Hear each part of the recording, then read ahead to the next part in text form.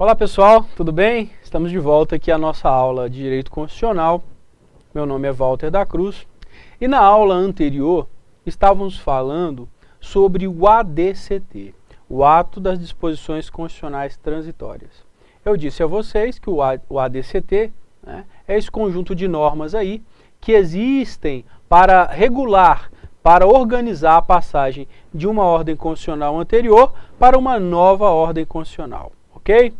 Eu dei aqui para vocês o exemplo do artigo 2º, que tratou ali do plebiscito, que escolheu a forma e o sistema de governo do Brasil, e esse plebiscito foi previsto no ADCT. Então essa norma do artigo 2º, que previa lá para o dia 7 de setembro de 1993 o plebiscito, ela esgotou a sua eficácia, né, porque ela já produziu seus efeitos, o povo já escolheu, né, a forma e o sistema de governo, sendo que a forma é a forma de governo fica sendo a república e o sistema de governo o presidencialismo.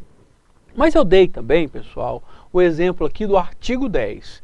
Estou falando da organização da Constituição, mas é importante que você aí que está estudando já fique atento a esses artigos que estamos tratando aqui, porque são artigos importantes que caem muitos no concurso. O artigo 10 foi escolhido aqui como exemplo, né, porque é um artigo que traz algumas informações importantes. Eu gostaria que vocês viessem aqui para o quadro novamente, para a gente continuar a falar aqui do ADCT, ok? Vamos lá. Sempre lembrando que estamos aqui neste momento do curso tratando da organização da Constituição, mas evidentemente que vamos tratar de todos os artigos importantes do ADCT, todos os que são importantes para o concurso público. Ok, pessoal? Vamos ler aqui novamente o caput do artigo 10. Vamos lá. Até que seja promulgada a lei complementar a que se refere o artigo 7, parágrafo 1 da Constituição, e aí nós lemos aqui o inciso 1, certo? Mas estávamos discutindo aqui o inciso 2, né? A importância aqui do inciso 2. Vamos lá? Inciso 2. Fica vedada a dispensa arbitrária ou sem justa causa. Prestem atenção aqui, pessoal, neste inciso 2 do artigo 10 do ADCT, do Ato das Disposições Constitucionais Transitórias. Ele diz o seguinte: fica vedada a dispensa arbitrária ou sem justa causa, ou seja, já dá para a gente notar aí, né, nesse inciso 2, que trata de uma certa estabilidade, né? Ou seja, é o trabalhador que não poderá ser dispensado de forma arbitrária ou sem justa causa em algumas circunstâncias. E quais são elas? Vamos ver aqui. Na linha A, diz o seguinte: fica vedada a dispensa arbitrária ou sem justa causa do empregado eleito para cargo de direção de comissões internas de prevenção de acidentes, desde o registro de sua candidatura até um ano após o final de seu mandato. Ou seja, se vocês sabem que existem as comissões internas de prevenção de acidentes, inclusive a sigla é CIPA. CIPA é muito conhecido, né?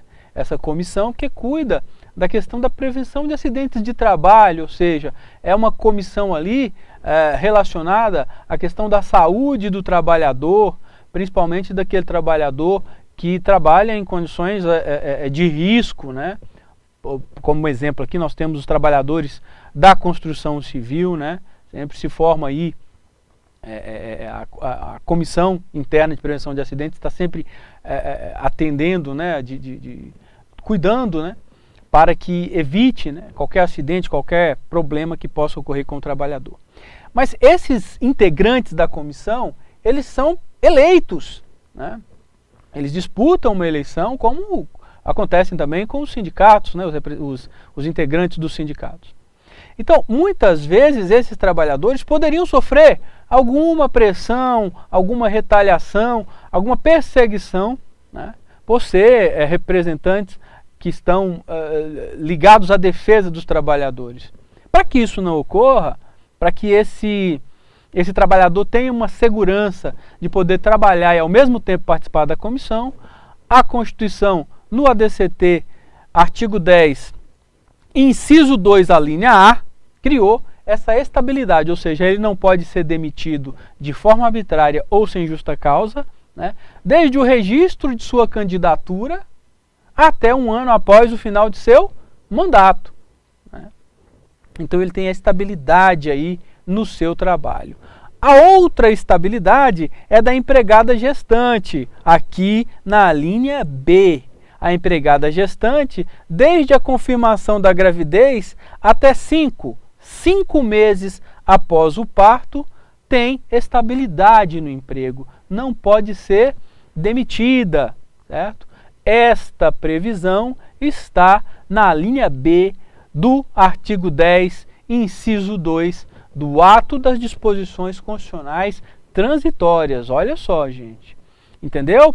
Então, assim, e outro ponto importante que a gente tem que dizer para vocês é o seguinte. Vocês podem notar que, se a gente comparar aqui, vamos voltar aqui um pouco no nosso slide. O artigo 2, que já falamos, trata do plebiscito que escolheu a forma e o sistema de governo. É evidente aqui, nós conseguimos ver no texto, né, esse caráter de transitoriedade dessa regra. Ela estabeleceu um ato a ser praticado, né, esse ato foi praticado em 93 e o artigo produziu todos os seus efeitos. Ou seja, é uma regra de transição, evidentemente. No entanto, nós podemos notar aqui que o artigo 10 não trata de nenhum assunto relativo à transição da ordem constitucional, né? Nós temos aqui, né, o artigo 10 no seu inciso 1, no seu inciso 2, nos seus parágrafos, que vamos aqui, e eu escolhi aqui o parágrafo 1º, né, que é importante para a gente estudar. Notem que esta matéria, este tema, não tem nenhuma relação com a transição constitucional, né? São regras de direito material dos trabalhadores, né? Então, não é uma regra relacionada com aquilo, com a natureza, né, do ato das disposições constitucionais transitórias, que deveria tratar, né, pelo menos em tese, apenas das regras relativas à organização, à transição de uma ordem constitucional para outra. Mas evidentemente que aqui esta estabilidade no emprego do trabalhador cipeiro e da empregada gestante não tem relação com essa transição. Nós podemos ver aqui também o parágrafo 1º. Notem, parágrafo 1º do artigo 10 do ato do ADCT, né?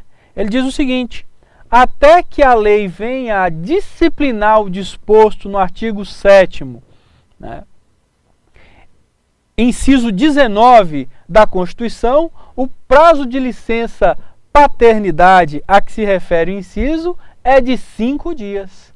5 dias. Então nós temos aqui nesse artigo, olha só a importância do artigo 10, senhoras e senhores. Ele trata de 3 direitos trabalhistas, né?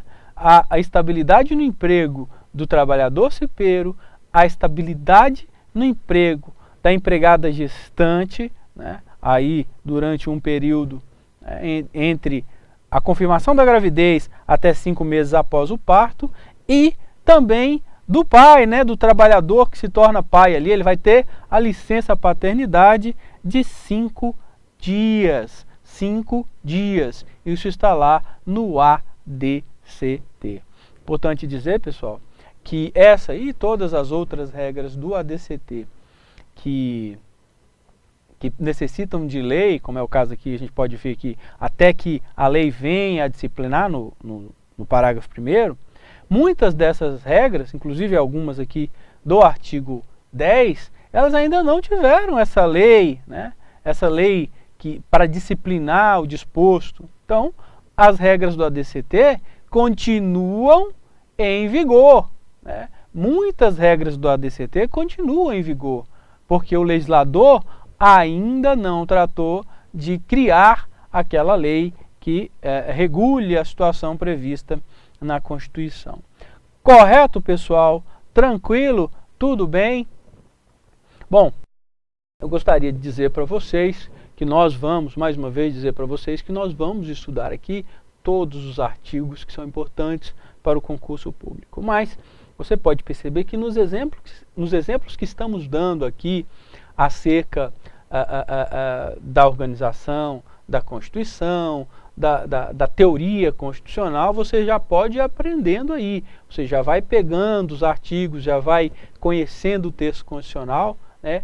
Mesmo que ainda não tenhamos adentrado mesmo, né, no texto principal, né? Nós vamos falar de todos os artigos mais importantes, vamos falar muito do artigo 5º, vamos falar de todos os artigos importantes do ADCT, mas mesmo agora, nessa parte do nosso curso em que ainda estamos discutindo questões de natureza teórica, você já pode aí ter contato com alguns artigos e aprender, tá certo? Então não vamos esquecer do que trata o artigo 10 do ADCT, não vamos esquecer do que trata o artigo 2º do ADCT, tudo bem? Tranquilo? Na próxima aula nós vamos trabalhar um tema muito importante também, que é o poder constituinte, senhoras e senhores. Na próxima aula, nós vamos, evidentemente que eu vou começar aqui, fazer uma introdução, mas vamos entrar de forma mais profunda nesse tema do poder constituinte. E você que vai fazer o concurso, precisa entender que nós temos em relação ao poder constituinte algumas discussões importantes. Voltem aqui para o quadro rapidamente. Bom, em relação ao poder constituinte, nós temos basicamente dois tipos. O poder constituinte originário e o poder constituinte derivado, certo? O poder constituinte originário e o poder constituinte derivado. O que seria, senhoras e senhores, o poder constituinte originário? É a Constituição. É aquele trabalho praticado pelo legislador constituinte, no nosso caso aqui, o legislador constituinte de 1986, que fez a Constituição, né, representando o povo, aquele conjunto de deputados que foi eleito pelo povo brasileiro e que fez a Constituição, ou seja, aquele texto promulgado em 1988, né, aquele texto pronto, daquela forma, né, aquele conjunto de leis promulgadas em 1988 é o poder constituinte originário, certo? Na verdade, tanto é a Constituição quanto também o trabalho daqueles deputados. E nós classificamos aí o poder constituinte originário como inicial, excepcional, absoluto e ilimitado, né? É inicial porque é o primeiro trabalho ali, né, o primeiro trabalho legislativo acerca da Constituição, né? Ele é excepcional porque acontece num determinado momento, né, e vai produzir efeitos para o futuro. Ele é absoluto, né, porque ele é que vai dar toda a organização do restante do ordenamento jurídico, e ele é ilimitado porque ele pode tratar de qualquer matéria. Não há limites materiais para a Constituição. Qualquer assunto, qualquer matéria pode ser tratado pelo poder constituinte originário, correto? O poder constituinte derivado, por sua vez, é aquele poder previsto pelo poder originário, previsto na Constituição, né, que é o poder tanto de você reformar a Constituição, né, nós temos aí as emendas constitucionais e as emendas de revisão que trataremos aqui, quanto também o poder que os Estados-membros têm de criar suas próprias constituições, ok? Resta para o poder derivado as características de subordinado, limitado e condicionado, diferente do que acontece com o poder constituinte originário. Ok, pessoal? Um grande abraço a todos vocês. Vamos continuar com esse tema na próxima aula e vocês vão tirando aí as dúvidas que porventura surgirem. Ok? Um abraço a todos. Até a próxima aula.